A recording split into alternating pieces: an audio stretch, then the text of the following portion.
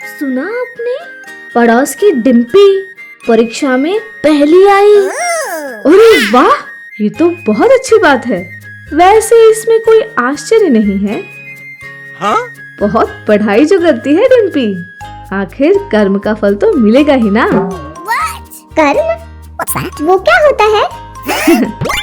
कर्म का मतलब जो भी काम हम करते हैं, जो भी एक्शन हम करते हैं, वो होता है हमारा कर्म। उस कर्म का, उस एक्शन का कोई ना कोई परिणाम तो होता ही है। उस कर्म से होने वाली किसी भी परिणाम को हम कहते हैं कर्म का फल। मतलब? एक कहानी सुनाती हूँ, समझ जाओगे। चलेगा? हाँ, कहानी।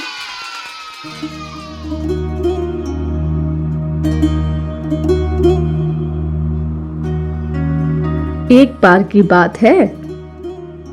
एक बार एक कर्तव्यनिष्ठ और न्यायप्रिय राजा था। उसके 3 बेटे थे।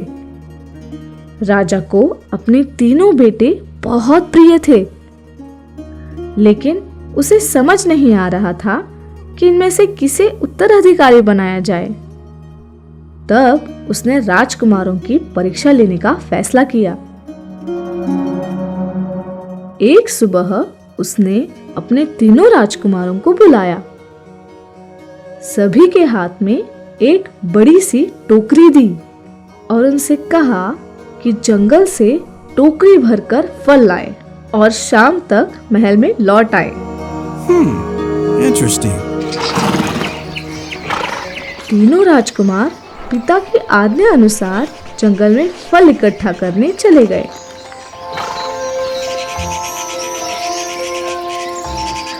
बड़ा राजकुमार कर्तव्यपरायण और मेहनती था।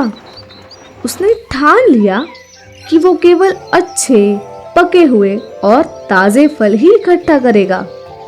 उसने हर फल का अच्छे से निरीक्षण करके कई तरह के सुंदर और अच्छे फल इकट्ठा किए।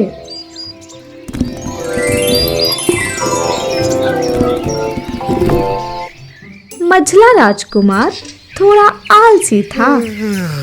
उसने सोचा कि पिता ने बस फल लाने को कहा है, कैसे और कितने फल लाने हैं, इसके बारे में तो उन्होंने कुछ कहा ही नहीं। ऐसा सोचकर उसने आसानी से मिलने वाले जमीन पर गिरे हुए, आधे पके हुए, आधे सड़े हुए फल इकट्ठा किए और टोकरी में रख दिए। That's gross.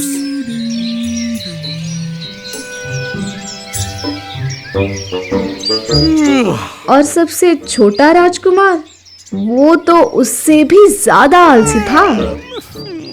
उसने सोचा कि हमारे पिता तो राजा हैं, जब चाहे फल मंगवा सकते हैं, तो फिर मुझे मेहनत करने की क्या जरूरत है।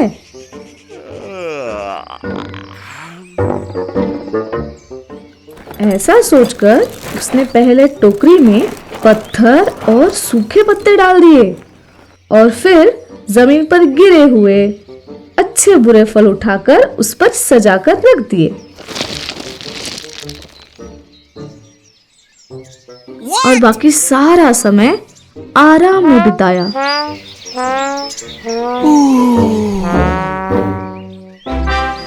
शाम को तीनों राजकुमार अपनी अपनी टोकरी लेकर महल में लौट आए।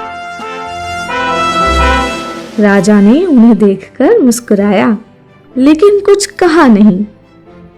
राजा ने सैनिकों को आदेश दिया कि तीनों राजकुमारों को 3 दिन तक अलग अलग कमरे में बंद कर दिया जाए और उन्हें केवल वही फल खाने को दिए जाए जो उन्होंने इकट्ठा किए हैं।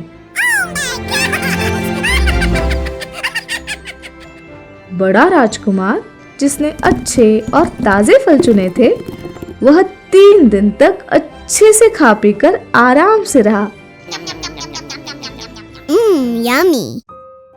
मझला राजकुमार बहुत ही परेशान हुआ, क्योंकि उसकी टोकरी में अधिकतर फल सड़े हुए या ज्यादा पके हुए थे।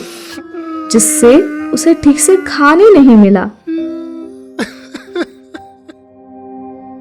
और सबसे छोटा राजकुमार, जिसने बहुत कम फल इकट्ठा किए थे, वो भूखा ही रहा क्योंकि उसके पास खाने के लिए पर्याप्त फल ही नहीं थे।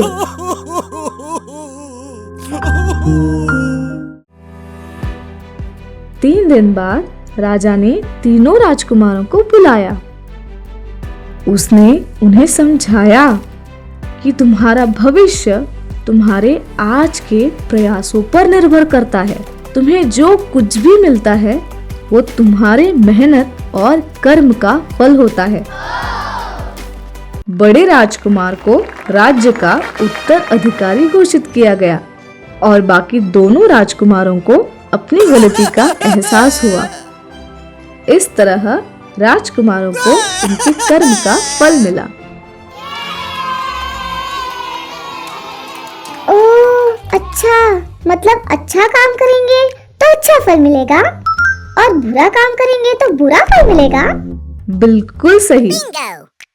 लेकिन ये सिर्फ बड़ी बड़ी चीजों को लागू नहीं होता, बल्कि छोटी छोटी चीजों पर भी लागू होता है।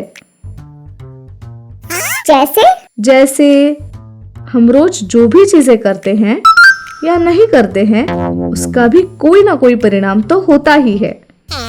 वो कैसे? देखो, हेल्दी खाना जैसे कि सब्जियां, रोटी, फल खाना भी एक कर्म है और उस कर्म का फल है कि तुम हेल्दी और शक्तिशाली बनोगे। और जंक फूड जैसे कि चॉकलेट, बिस्किट, चिप्स खाना, ये भी एक कर्म है और उस कर्म का फल है कि तुम कमजोर हो जाओगे, तुम्हारी सेहत खराब होगी और बीमार पड़ोगे। सही है ना? रोज होमवर्क और पढ़ाई करना भी एक कर्म है और उस कर्म का फल है कि तुम स्मार्ट और होशियार बनोगे। और पढ़ाई न करना, होमवर्क न करना और बस टीवी देखते रहना, ये भी एक कर्म है और उसका फल है कि तुम सुस्त, आलसी और मंद बनोगे। बाप रे।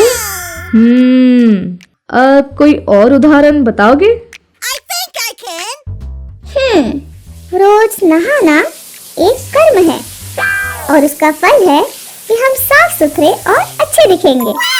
और रोज न नहाना भी एक कर्म है और उसका फल है कि हम गंदे दिखेंगे और बदबू आएगी। बिल्कुल सही। रोज ब्रश करना एक कर्म है, इससे हमारे दांत साफ और अच्छे दिखेंगे और अगर ब्रश नहीं किया तो दांत खराब हो जाएंगे। शाबाश। अरे आज नहाना तो भूल ही गया। जल्दी से जाके नहाता हूँ। ऐसे ही इंफॉर्मेटिव और मनोरंजक वीडियोस देखने के लिए हमारे चैनल इसी प्लैनेट हिंदी को जरूर सब्सक्राइब करें और बेल आइकन दबाना ना भूलें।